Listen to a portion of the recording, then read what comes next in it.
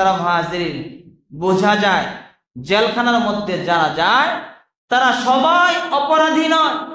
কখনো কখনো নির্দোষ মানুষও জেলের মধ্যে বছরকে বছর আবদ্ধ থাকে। জুড়ে বলেন ঠিক না বেঠিক? শত শত উলামায়ে কেরাম,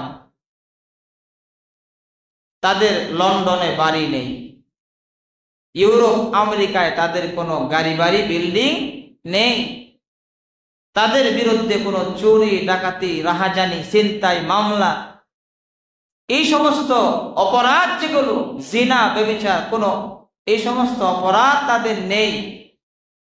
একটি অপরাধ তারা সত্য বলে, যা ঘটে বাস্তব কথা সত্য কথা অপরাধ জগতের কথাগুলো তারা প্রকাশ করে দেয়, তারা সত্যের পথে কথা বলে।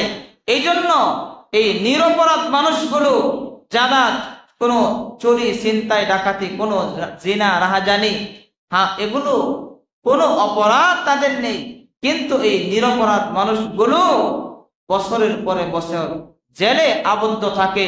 হযরত ইউসুফ আলাইহিস সালাতু ওয়াস সালামও নির্দোষ ছিলেন, কোনো অপরাধ ছিল না, তারপরেও তাকে জেলে আবদ্ধ হতে হয়েছে। ঠিক না বেঠিক? তাহলে বোঝা যায় জেলখানার মধ্যে যারা আবদ্ধ থাকে সবাই অপরাধী নয়। কখনো কখনো নিরপরাধ নির্দোষ মানুষও জেলে আবদ্ধ থাকে, এটা আল্লাহ তাআলারই ফায়সালা। আল্লাহ তাআলা কখনো জেলের ভিতরে রাখে, কখনো জেলের বাহিরে রাখে। আল্লাহ তাআলা কখনো বিপদ দেয়, কখনো আল্লাহ তাআলা আবার সুখ এবং শান্তিতে রাখে, এটা আল্লাহ তাআলারই ফায়সালা। মুহতারাম হাজিরিন, ইউসুফ আলাইহিস সালাতু ওয়াস সালাম মন্ত্রী হয়ে গেলেন। ছিলেন কোথায়? আল্লাহ তাআলা নিয়ে গেছেন কোথায়? মন্ত্রী হয়ে গেলেন, খাদ্য মন্ত্রী। এখন তার দস্তখত ছাড়া চাউল ডাউল এগুলো মানুষের রিজিক এখন আর বন্টন হয় না তার দস্তখত ছাড়া।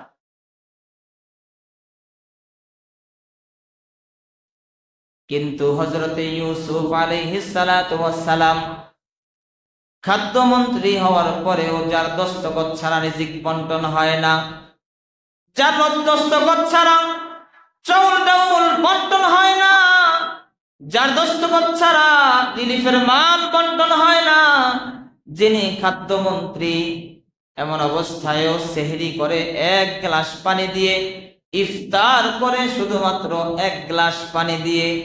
আজিজে মিসর জিজ্ঞাসা করে, ইউসুফ খাদ্যমন্ত্রী, তোমার হাতে সমস্ত খাদ্যের ভান্ডার, তোমার দস্তখত ছাড়া খাদ্য বন্টন হয় না, তোমার হাতে সব কিছু থাকার পরেও সেহরিতে এক গ্লাস পানি আর ইফতারিতে এক গ্লাস পানি কেন?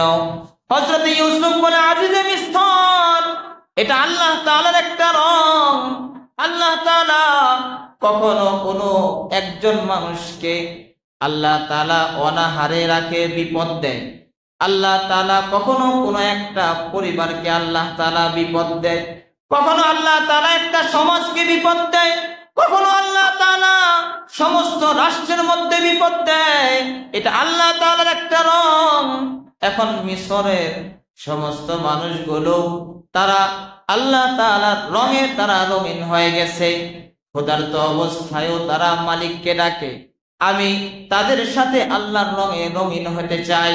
আমিও তারা যেমন ক্ষুধার্ত অবস্থায় তারা যেমন মালিকের স্মরণ থেকে গাফেল হয় না, আমিও মালিকের রঙে তাদের সাথে একটু রঙে রঙিন হলাম, যাতে করে আল্লাহ তাআলার রঙে আমি রঙিন হতে পারি।